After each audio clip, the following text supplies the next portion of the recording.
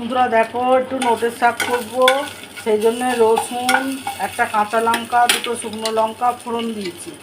হয়ে গেছে ওটা। এবার আমি শাকটা তুলে দিচ্ছি।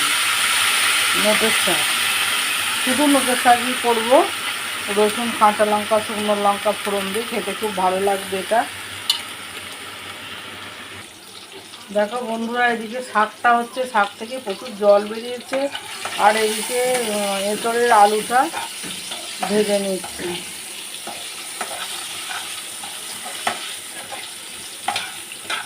এঁচড়ের আলুটা ভালো করে লাল লাল করে ভেজে নেব।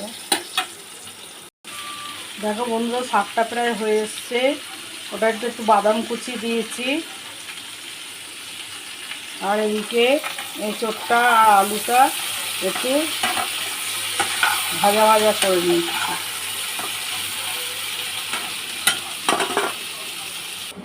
দেখো বন্ধুরা, নোটের শাকটা আমার হয়ে গেছে, এরকম হয়েছে।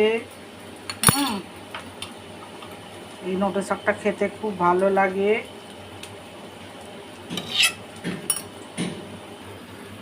দেখো বন্ধুরা, টমেটো দিয়ে মসুর ডাল বসিয়েছি। শাক আর কুমড়ো করলা ভাজা হয়ে গেছে। টমেটো দিয়ে মসুর ডাল, আর এদিকে এঁচড়ের জন্য মশলাটা কষাচ্ছি। পেঁয়াজ ফোড়ন দিয়েছি, দিয়ে টমেটো, আদা, কাঁচা লঙ্কা, নুন, হলুদ, জিরে গুঁড়ো, ধনে গুঁড়ো, লঙ্কা গুঁড়ো সব দিয়ে কষাচ্ছি ভালো করে।